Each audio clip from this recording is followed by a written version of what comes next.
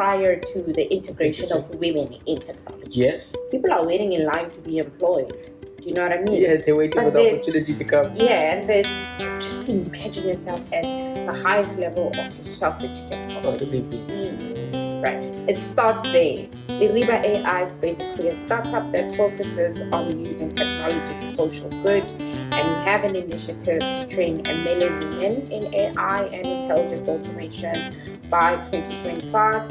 So far, we've trained 5,710 women across 10 African countries.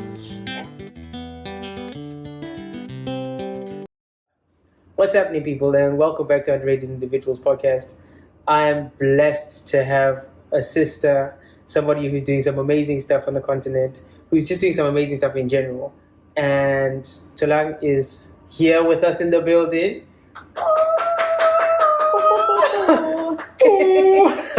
I wish I had my vuvuzela. But yeah, and before we even get started, please could you just introduce yourself to the audience? Tell us a little bit about who you are, where you're from, and what you're up to. Yeah, thank you. Thank you so much for having me. So my name is Tholang Mathopa, and I'm an AI specialist. I'm from Pretoria in a township called Atteridgeville. I was born and bred there. I went to school there at Holy Trinity Catholic. And I studied computer science, and I think that's where my quest with technology began. I did a major in AI, and it's funny because a lot of the stuff that I'm seeing today is stuff that my lecturer used to tell us about, like in 2010. So it's interesting. It's really interesting how the world has evolved. But I come from a management consulting background, and you know how the process goes. You go to varsity, you find a job, that sort of thing. So I did that for a number of years, actually, until I could just realize that my heart was not really filled. And it was because I've always just had this nudge that my career can't just be for my benefit. It stems from a lot of things, I think. I think the values that I got from home. My grandmother was quite a community-driven person. We had a lot of people that I grew up thinking they were my aunts and uncles, to find out they were like literally strangers that just came into the house, and my grandmother would house them, you know. But, you know, when you grow up, you don't actually realize that those are values that are instilled, literally they're embedded in the soul of your being. And when I grew up and I could see that I was starting to become independent, I was starting to enjoy my life as an adult, it didn't fulfill me as I thought it would. The fact that I had a job, the fact that I could now get my first car or my first house, I wasn't looking forward to that, funny enough. I was looking forward to how can I use my access to do some good in the community. And that's where I think I started to do a lot of freelancing. At the time, it was just freelancing online, and I started volunteering at homeless shelters and so forth. But then I volunteered at one homeless shelter for girls, where I just decided, let me just show the girls what I do on a day-to-day basis at work. And I didn't know that actually that was the beginning of my entrepreneurial journey, because shortly after that, I got employed by a startup, and that's where everything just started. But yeah, I'm the founder of Leriba.ai, and Leriba means a river flowing, a never-ending stream of water, basically. It stems from the name Maribe, which is actually my dad's name. And I don't even think he knew what his name meant. But I went and Googled it, and I went and did some research on his name, and that's what it means. But Leriba.ai is basically a startup that focuses on using technology for social good, and we have an initiative to train 1 million women in AI and intelligent automation by 2025. So far, we've trained 5,710 women across 10 African countries. Once again, you know, we have to we have to celebrate, which is quite important, because I never actually give myself a pat on the back, because I'm always just trying to move on to the next thing and do the next thing. But yeah, so far we've done that since the lockdown, actually. You know, the lockdown birthed a lot of good stuff, and this is one of them. That's I think that's also the thing about your purpose. Yes. Is your environment doesn't determine, where you're going, and you know that once you discover your purpose, once you finally like, no, I know why I'm here, I know why I'm doing what I'm doing, you realize that your environment is it's nothing. It becomes a non-factor. It's a non-factor. Yeah. Actually, to a large extent, it's not to say that you don't get affected by it. Yeah. But you're able to push through whatever is happening because you can see that goal. Yeah. Man, what an amazing introduction. Like. Yeah. I look back and I'm like, nothing could have prepared me for this journey. Absolutely nothing. Like absolutely nothing. Because you don't go to school and you envision yourself as this person who's going to do this. No. Like I certainly did not imagine myself being, the space where I am now. I just knew that, technology would have to do something with it, but I didn't anticipate this. I mean, like tech, because also I'm thinking about it from an African perspective. Yes. Right? So when we're growing up, tech wasn't actually a thing because you're saying 2010. Okay? So we're kind of in the same bracket. Yes. But people that were doing like computing, we had computers, but you know what I mean? Like, I know exactly yes, what you mean. but it wasn't actually like, there was no thing like coding. It was like you learned how to open How up, to type. How to open Microsoft Word, how to open a spreadsheet, Excel, how to type, how to use Paint. Do you remember Paint? That used to be my favorite because I was like, draw some shapes and color in. I should have loved, but that's what computing was. Yeah. Right? It wasn't actually what computing is now. Yes. And people may look at that and think, wow. But no, honestly, I remember going to the computer lab and them going, okay, now click the password, type in your password, and then you open, it's like, click on Microsoft Word, and you're like, yes. Yeah. Wow. If anything, I'm looking back actually in retrospect, the primary school that I went to, we had computers at my school. And every day we'd go to the computer lab with like headphones and sit there, but then we'd color in.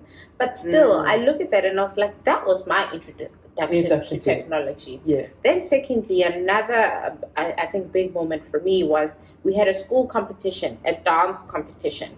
And the person who was going to become the best dancer, basically, would win a computer at the end of the thing. So I danced my heart out. Listen, I got 2 left feet, but that day, I danced my heart out. So there were 3 best dancers. Now they couldn't choose one. So they were like, okay, round 2.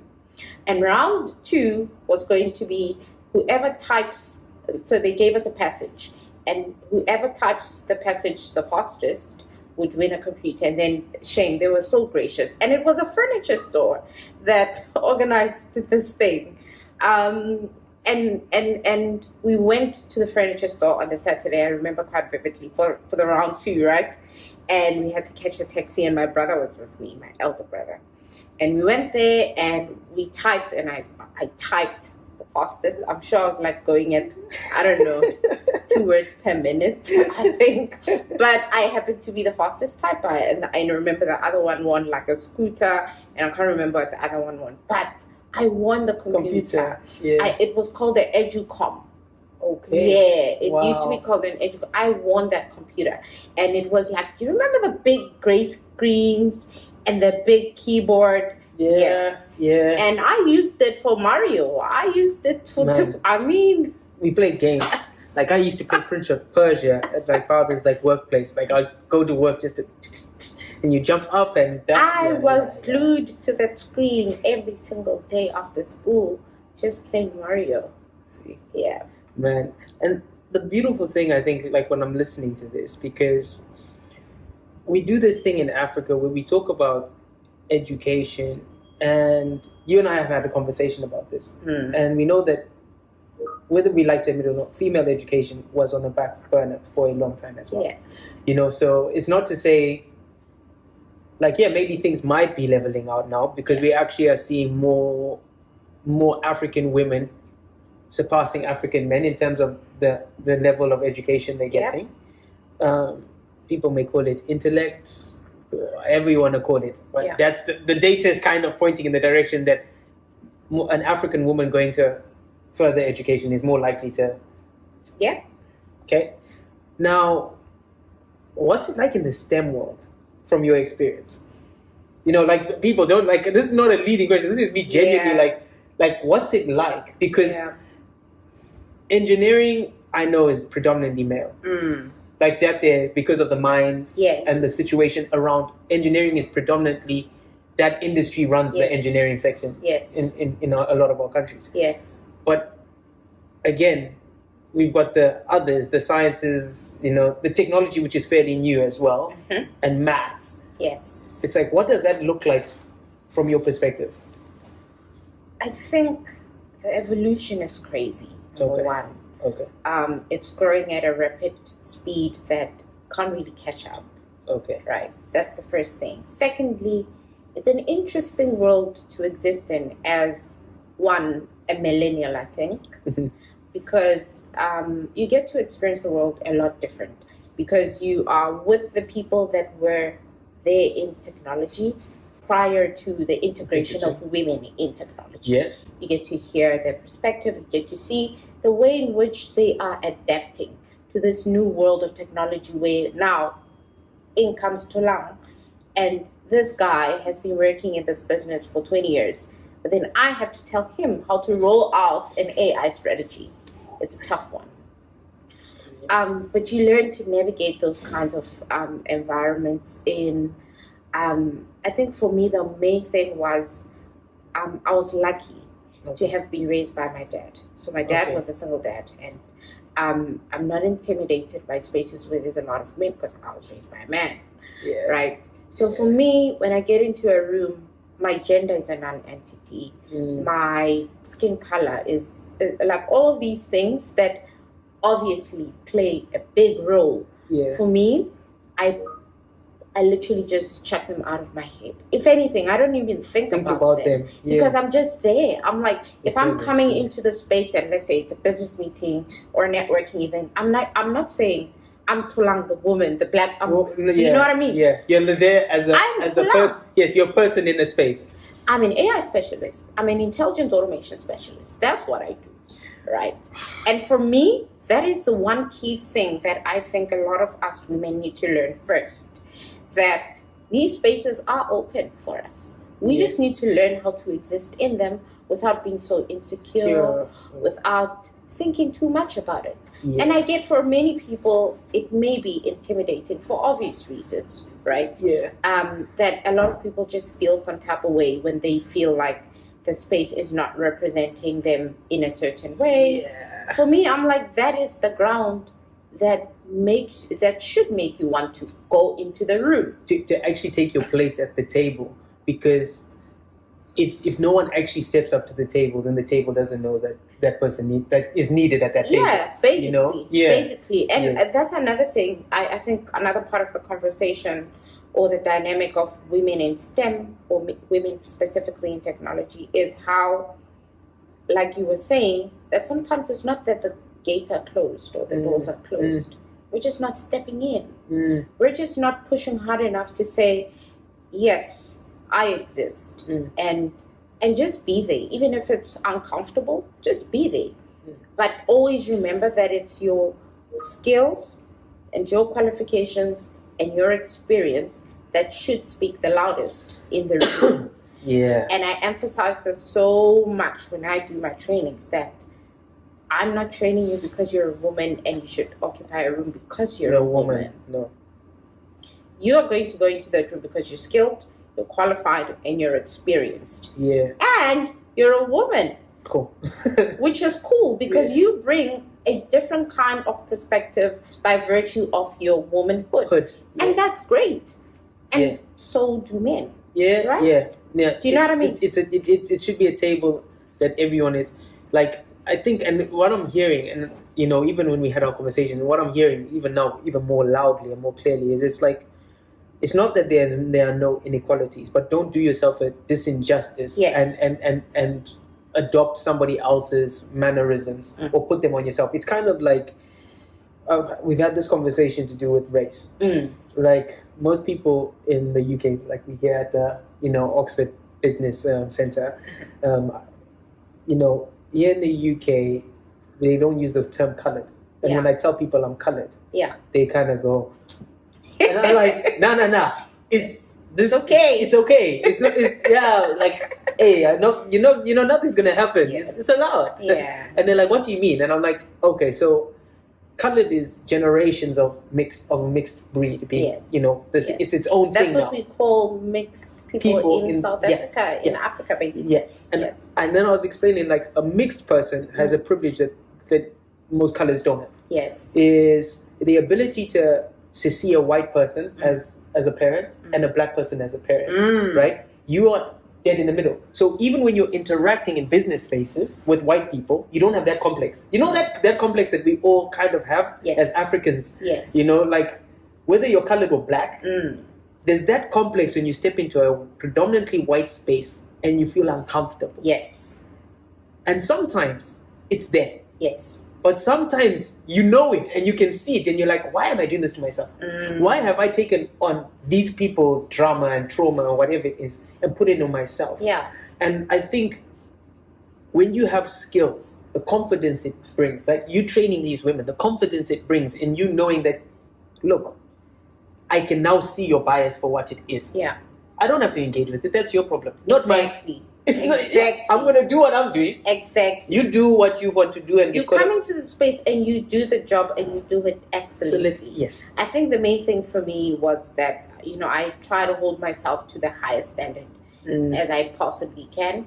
That really boosts your confidence. Because you know that it's by merit that the World Bank is calling you to come and represent Africa to speak about AI. It's by merit. It's not by bias. It's not by we need a tokenistic black you know what I mean? person in the room. Yes. No. It's like, they looked at your profile and probably 100 more other people, and they chose you based on merit, on the fact that they felt you had the right intel and the right qualifications and experience enough to speak on this topic. And the funny thing is, and this is where I'll push it. What people don't realize, and you might notice it now when I say it, but you get rewarded for impact. So you training them up is gifting them the opportunity to make impact. And that's what I think people also again miss, is there's like stages to your success. Yeah. So if you think about it from when you came out and decided you wanted to do this thing, like when you had the idea and you're like, I'm going to do this. Yeah. Right? No one was talking. No one cared. But the second you're like, I've trained 5,000 people, it's like, oh snap, there's impact. Yes. And then there's more interest. Yes. Not because it's a dream, but because you've got tangible information and tangible, things to review and go, yeah, cool. This is what we've done. Yeah. So, and funny story, if I can maybe share the story of how the initiative came about. Yeah. They announced the lockdown. I think it was like around March. And immediately for me, what came to mind was, oh my goodness, I know for sure what's going to happen. Companies are going to realize that they need more digital transformation, and now they're going to be forced to apply it. Because companies have been speaking about digital transformation for a long time. Yeah. But as far as implementation and execution, it's just been on paper. It's just been like talks within the office, right? But then the lockdown, one cool thing that COVID did was accelerate the rate at which digital transformation was now being adopted in business. It became a need. It became a need. Yeah. Because companies had to realize or re-strategize on how they're going to keep afloat in the midst of everything. They were not going to close down for 4 years, right? No. So they had to be really creative about everything. Yeah. And that meant for most women, because women usually occupy lower end, mundane type of roles, like data capturing or like retail jobs, like a cashier. Those are the people that get hard hit by pandemic. Do you know what I mean? Yeah. So companies are like, we're home, we don't really need you. We've just realized that, okay, we can have a robot do that and that and that and that. And that's exactly what happened. But for me, that meant I could do something about it. Literally, I set up a website that same night. The next morning it was up, and I had 150 people apply by the end of the week. Literally, that's like how it started. Man, the power in... And the funny thing is, I accredit this back to the DNA of being African. You know, it's something, there's something in our beings, and I believe it's a truly African feature to see the problem that the village has and then fix it. Yes. You know, it's kind of like the ethos that we've taken from this European methodology or Western methodology of education is you go out there and you perfect yourself for your own interests. Yes. It's very individualistic. Yes. But the African approach is the village. Yeah. You know, so even this these inequalities, when we talk about like the feminist fight or these things that have somehow made its way into our, like made their way into our village. Yeah. And we use them against each other versus going, okay, the reason why the boy was, you know, plowing the fields wasn't because he's a boy. It's because his physical structure absolutely means he can do that. Yep. So you sweeping the yard and cooking is not because you're a woman. You're a woman. Yes. No, it's what's needed for the village to think. And if a village has more boys than women, guess what? The boys still also have to do the cooking. Yes. They still have. It's just dependent on what the village needs. Yes. And I think if we can undo these lines that have been drawn and say, look, this is the village. Yes. How are we going to fix our village? Yes. Let's stop waiting for them to come and tell us what's wrong with our village and their solutions. Yeah. Let's just take responsibility and say, look, we're out with this. This is what we're doing. And that AI approach to like, you know, wanting to train 1 million, like somebody might hear that and think, oh, she wants to just train 1 million women in AI. No, they don't understand the impact. But even beyond that, it's like, why have they heard that you don't want to train men? Yes. You see what I'm saying about our own individual biases? Yeah. It's like, you've not said that. I haven't. But that's what some people are hearing. There's people that will probably watch and they're like, it's not for me. Yes. No. Come and get trained and then help her fulfill the mission. It's like, come and get the knowledge and then say, look, how can I take this knowledge out there? Absolutely. Because it's not just you that's going to make this mission happen. Yeah. You know, it's not just me who's coming in and going, oh, I want to tell these stories. Yeah. We have to come together and go, okay, what's the mission? Let's fix it. Yeah. You know, so that's a beautiful thing. But again, from a cultural element, how do you view the integration of technology? Because I know that there's a few societal things from the space we come from where conspiracy, maybe, I don't even know what the word is, around tech and around the involvement in tech and data capture and what data looks like. What are your thoughts on anyone who has a lot of these ideas, whether it's an African parent or a student, a potential student? You know, what would you say to them about tech and AI and data and, you know? I share this quote most of the time, especially to people who feel almost like threatened by the technology. They shy away from it. They've heard this buzzword so many times, but yet they don't fully grasp what it's about. They say AI is coming, you know, and you listen to that and you realize that people don't really understand, one, what this technology is, two, the impact that it's going to have, the impact that it's already having in society. And people only seclude AI to just this technology that's, you know, outside of their lives. But what people don't realize is it's already integrated into our day-to-day living. You speak to people today, normal people, that before I move on, maybe let me share a quote that I always say: when automation threatens your employment, and this is for the people that are in professional spaces and they feel like AI is coming to take their jobs. My response to that is, if you feel that automation is coming to take your job, then your response should neither be denial or panic. Your response should be upskilling. You should be looking at this technology and be going, okay, you roll up your sleeves and you're like, okay, I'm going to learn this until the same way you learned any other skill, the same way you learned business analysis or data capturing, is the same way that you can learn this technology and start seeing the opportunities that are coming from this technology, because it's so many of them.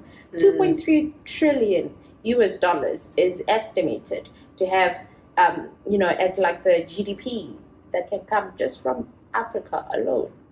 And those are recent stats from Gartner and MasterCard Foundation. So what that means for us is that there's more opportunity actually than there is loss. But then we won't see the opportunity if we feel threatened by this thing that's like, it's there to complement us, not to replace us. I think that's the thing. Like, I say to a lot of people, like when I was writing my book, which I'm hoping to finish this year, but one of the quotes in it is, the gold is in the failures. Like people don't understand that. Like when they're talking, they'll speak all the wrongs that they are seeing. Yeah. And all the things that are not working. And I'm like, do you not see those are problems that need solving? Yes, that's a scope for opportunity. That's your gold mine. That's your transition. That is your gold mine. That's your transition from being where you are to where you want to be. But what I realized is that it takes a certain kind of mindset for people or for someone to see opportunity where someone would see a problem or like a challenge that they have no control over. Because there are people who jump at the problem to solve the problem, and there are people that are like, this is not my problem. Or it is my problem, but it's my problem, but it's over there, but it's affecting them. Yeah. It's like people who don't want to engage politics, and politics affect all of us. It's a very good conversation. Like, I don't vote in Zimbabwe. I've never voted, and people will ask why. And I'm going to say this openly. Like, people think like I don't have a voter's card. Partly, I moved away when I was young. Yeah. And when I moved back, I was too old. But it was a conscious decision. And I remember having the conversation with my dad, and he said, this is the reason why we won't ever move forward. And I said to him, look, I've watched Zimbabwe. I've grown up in Zimbabwe. Yes. You've experienced Rhodesia and you've experienced Zimbabwe.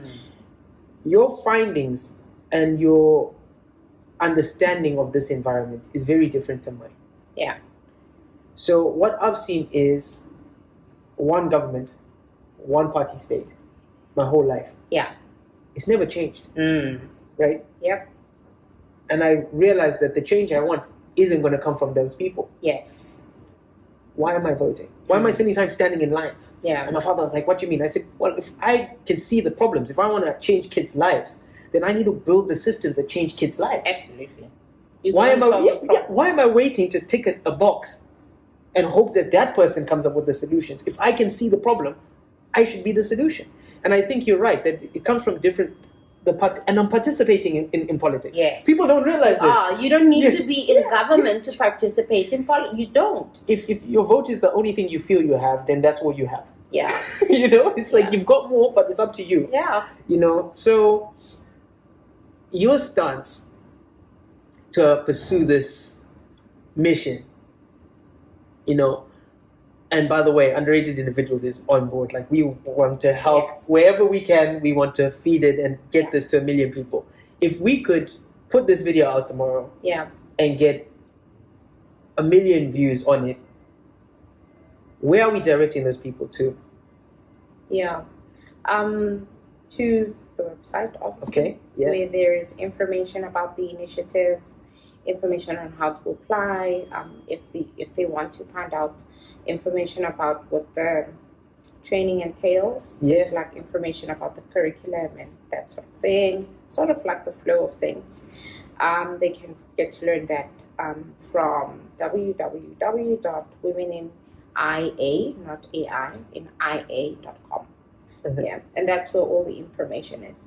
But from a practical perspective, I think that Once you get there and you see that this is something of interest for you, the main take home for me is see it as not just like another course that you're going to take and get a certificate and get a job. Like that's one part, and that's great if that's your goal, right? And also that's our goal that you get the certificate and you get a job so that you can be self-sustainable. Because if you look at the statistics around just South Africa alone on unemployment, it's almost 40%. Yeah. And part of the reason is because, like you were saying, to your point of waiting in line, people are waiting in line to be employed. Do you know what I mean? Yeah, they're waiting for the opportunity to come. Yeah, and there's the new world. The future of work is already now, where you don't need to be waiting for someone to call you for an interview. You can get on camera and share your skills. There's a gig economy. There's freelance opportunities every single day that you don't necessarily need to be in Sweden to work for a Swedish company. You can be at the comfort of your own home and get a gig for like an amount of time and keep it running like that as a freelancer. A lot of people are doing that and they're making a really good living from that. But it's, exposure and access is so important because I don't expect that someone who's in rural Khayelitsha would have access to this kind of information for obvious reasons and not so obvious reasons. But what we do have is access to our smartphones. If you look at every household in Khayelitsha, there's at least one smartphone. That's power. Because now the question becomes, what are you using your smartphone for? Are you on Facebook and thing, or are you actually trying to better yourself? Right. So for me is use what you have where you are and use this as an opportunity for you to engage the digital economy, engage the future of work, engage AI in Africa in a way that surpasses you getting a job. It's great that part of our mission is to make sure that people have the right skills that get them employed. But we're looking at sustainability. We're looking at this from 100 years from now. Who's shaping the future? Who is shaping the future? And if we're not upskilling, then we're definitely saying we are not going to shape the future. Meaning we should be okay with whatever comes. If you're not going to dictate your future, do you know what I mean? Then accept. And that's a scary fact if you think about it. It's so scary. If Abu Nelson Mandela, Winnie Madikizela Mandela could go out into the streets and fight for the future that I get to live in today, what makes me think that I can't put out my fight? It may not be in blood, sweat, and tears like they did. Well, maybe, who knows? Do you know what I mean? But my fight is I'm opening the doors. I'm making sure that I'm in the spaces that other girls feel intimidated to be in so that they can see that, you belong here. If Tholang could make it there, then you too can. Because for some people, that's what it takes. But there has to be at least one person who's brave enough to just go out into the field and just do it. Bravery is a big part, man. I mean, I know we kind of touched a little bit on your upbringing and, how you've ended up in this space, and it's been quite flowy. What would you say from your childhood? Like, what's your fondest memory, like thinking back, Wow, this is crazy because it's really making me think. I grew up in a household with lots of cousins and brothers and sisters, and most of them were boys, right? So I played like a boy. Like, you wouldn't fight me on Street Fighter. You had no chance because I came there with 150 cents, but I'm the last one leaving. You know what I mean? So Pac-Man, it's like pool table. I'm winning. No, I was that good because I played arcades with boys. I challenged boys. Do you know what I mean? Roller skating, bicycles outside. Like, I played those kind of games. Climbing trees. That was me. Every single day, stealing mulberries from the next door trees. Like peaches from the next door neighbor's trees. That was my childhood, and I think that that's what instilled some of the bravery that I have today. Because boys, they don't think about if I fall. Like they go and they're like, we're going to climb the mountain, and we're like, yeah, and then we're gonna skate down. And that's exactly what we did. I still have the scar because we did that. Yeah. There was like a field, an open field. Today is actually a soccer stadium just behind my house, and it used to be like it had a steep hill like that. You know how in a soccer stadium, you've got it looks like this, right? Yeah. Yes, it was exactly like that before they built the stadium. So we went up. We used to go up that hill and skate down. Yeah. But that was my childhood. And I would love it. And tomorrow I would go back and do the same thing. I wouldn't care about the scar that I got on my leg the previous day. You cry, you dust it off, you go back again to get hurt some more. Do you know what I mean? But isn't that what entrepreneurship is about? Yeah. I mean, you get hurt more than you actually realize, I think. I think the journey is great. It's very rewarding, but it's also very taxing. Yeah. And emotionally and psychologically. Yeah. It's like you deal with a lot of rejection. Like I started in theater and in the arts world. The amount of rejection that you have to go through in order to get a yes. And then when you get a yes, you think, oh, I've arrived. Just to realize that, that's like the first yes of 1,000 you need before you can actually arrive. Yeah. So, there's something about that type of, it's a lovely analogy, but there's something about that type of play and that type of situation that we let boys go through as well. Because I realized, again, that whole tomboy thing, it's like in Africa, and that's what I'm saying, we're taking away so much. This idea of boxing people. Do you ever remember only playing with kids your age? No. I don't understand that here. Absolutely. I don't get it. Yeah. It's like we were responsible for our little cousins and our older cousins were responsible for us. Yes. And there was no, your girls go and play there with your toys. If you're playing with the Barbies, we're playing with the Barbies together. And then when we're outside. Absolutely. And that's exactly what happened. That's how we grew up. Yes. And it's so funny because you look at that and it's like you have African men now where they'll see their sons playing with a dog, with girls and stuff. Yeah. And like, what are you doing? Yeah. And it's like they're playing.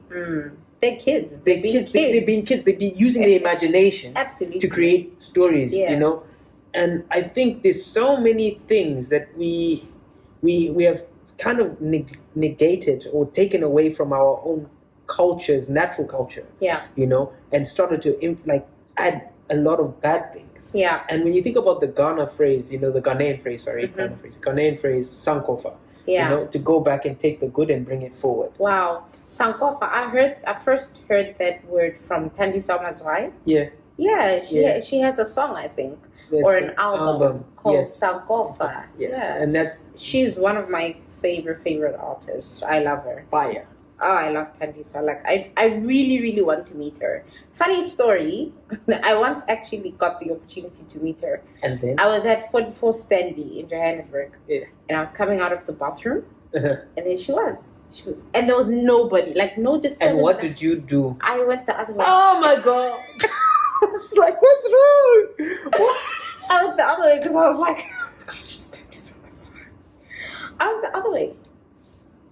Imagine. Yeah, for real. Oh my gosh. I'll never forget that day. Oh my gosh. Yeah, I had the opportunity if you're watching, really have a 5-second conversation with her, and I didn't take it. Okay, so I have another mission now. Try and make that meet happen. Yes. Okay, cool. As we come to a close, tell us, what would you like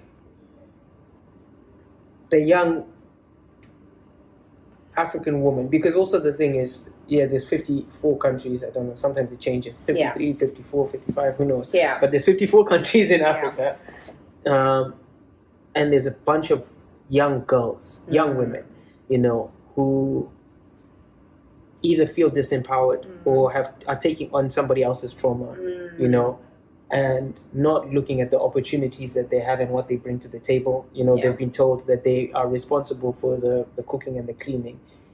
How do you help remind them that they're more than that? How do you help remind them that, do what you feel you need to do for now, but make sure that you start to build that vision of what you want. What words would you possibly say? Ooh. If you could pick any? Yeah. Oh man, it's a tough one because I'm taken to like rural Kenya for a girl who's sitting in a mud house somewhere that's like away from the city life. And what they have at their exposure is just the cultural lifestyle. And that's where you see the power of imagination. And it may not be imagining yourself like surrounded by technology, whatever, but just imagine yourself as the highest level of yourself that you can possibly see. Right? It starts there. That's where it starts. But, it's really important for us to affirm not just girls, but boys as well. Yeah. Boys need a lot of affirming as well. Yeah. We spoke about the imbalances that, I've always been there. Yeah. Do you know what I mean? Like these type of situations, leaning one side or leaning the other. Yeah. And you look at how parents would usually try to parent the girl child different to a boy child. And to an extent, I get that. Yeah. But that affection and like the gentleness that a parent would give, please push it towards the boy as well. We need to be affirming kids. That's amazing. You're enough. You are already enough wherever you are. It doesn't matter if you're in a rural area or in the city. You are enough. And I still don't believe that I'm enough sometimes. I walk into those rooms and I put my head up high, but then deep down, I'm still feeling like, oh my gosh, right? And that's okay. I think that's another thing, is that we feel like it's wrong to feel certain feelings. No. It's okay. They're just feelings. That's beautiful, because like negative, like we've got these negative connotations to sad feelings. Yeah. And it's like, it's okay. No, those are feelings. It's okay to be anxious. It's okay to be happy negative. is a feeling. Do you know what I mean? The same with sadness is a feeling. And it's a feeling that's necessary. Yeah, and anger. I can't be happy all the time. But even anger. Like this is something like my wife and I have these conversations about my sons. One of my sons gets angry quite quickly, the little one. I'm like, she's always like, oh, I'm like, no, don't let it out. Let him let it out. Yeah, let him discover it. Yes. Because once he knows what it looks like, he can then start to adapt and see, okay, this is too much. This is controlling me. With this. Yes. But emotions control you when you suppress them. Yeah. Because then they come out in ways where you can't control them. Absolutely. But if you allow the child or allow the person, as you're saying, if you affirm the goodness in them, if you're constantly speaking positivity into their lives, parents. And that's the funny thing is, I ask you to speak to the child and like you've gone straight away to the individual that counts in their lives. It's the guardian, it's the parent. It's like affirm. Yeah. Speak life into them. Speak life into them. Yeah. And let them know that what matters the most is their opinion of themselves. Yeah. I wish that I knew that earlier on, because I was a confident child. I never had self-esteem issues growing up and all of those things. Peer pressure, I didn't get to experience that because I was so self-assured. Yeah. And it wasn't because someone was affirming me. I was just naturally that kid until I heard people start speaking negative things about me. And that really dimmed me down. And I realized that, okay, this is what you need to do as somebody who's a guardian or a parent. Be the last word and be the loudest voice in your son's or your daughter's ear. And make sure that voice is positive. Make sure that voice is positive. Because how your child will show up to the world is a reflection of what's being said at home to the child. Yeah. And also, there's another element to that for parents. It's not just what you say, it's what you do. Yeah. Children are more likely to become you than listen to what you say. Absolutely. So remember as well, like as you said about your gran, it's like that openness to help people. Literally. Yeah. It's like you're following, but did she tell you? Nothing. There was never a moment where we sat down and she's like, this is how you treat people. No, it's like, no. It's lessons I learned from just observing the woman that she was. Yeah. Even reading. I taught myself how to read by looking at My grandma, every day I would take a newspaper and Yeah. because she did that in front of me. You know, she would open up an encyclopedia. I would open up an encyclopedia. Yeah. But then, like you say, it's observation. So let's try and build a positive culture within our own homes, I think. Yeah. And of course, you know, the dynamics of building a home are complex. We understand that. But for the most part, we do have control. And we can choose to do better. And I think this generation of parents, honestly, I applaud them. I really, really think that they're doing some changes, you know, that are really positive. And this is not to take away from like the previous generation's parenting, but I think there's a lot of lessons we can learn from their mistakes that I think are applicable to how parenting is done today. Yeah, I'm not a parent yet. I am an aunt. That's parenting. Yeah, I mean, I stayed with my nieces for a year, 2 of them, and it was tough.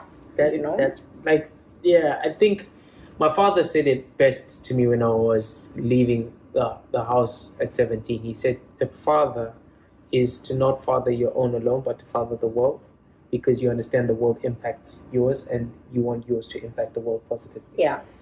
And I've carried that with me. Like most people that know me, my home doors are always open. You know, like I always say to you, bring your kids around, come play. You know, come and you as a parent, come sit and have a coffee. Yeah. You know, relax, let the kids run in the garden. Like I'm used to that. Yeah. And you know, I'll coach little league football or I'll coach athletics for high school, because again, I understand that even as parents, it's the village thing. Yeah. You know, it's like I don't have all the answers. Yeah. So why should I don't need to know everything I need to know about AI if I want you in my corner. I just hey, go to auntie. Your auntie will deal with it. Absolutely. Auntie Tholang knows everything to do with AI. Yeah. You know, go and speak to her. Yeah. And I think what you're saying about firstly affirming our kids and then creating positive communities, you know, and cultures in those communities. Yeah. It's like once you do that, it kind of takes away from a lot of the things that we're seeing, like the troubles we're seeing. Yes. You know, the domestic violence that we see. It's very hard to be domestically abusive in a community that will hold you accountable. Yes. You know? Because we're waiting for the police to come and arrest somebody versus us saying, as soon as this happens, you know, she can walk out or he can walk out and go next door and somebody's going to come and say, the community solves problems quicker. Fast, chop. Go and try and steal in. Do you know what I mean? Like, we handle the problem now.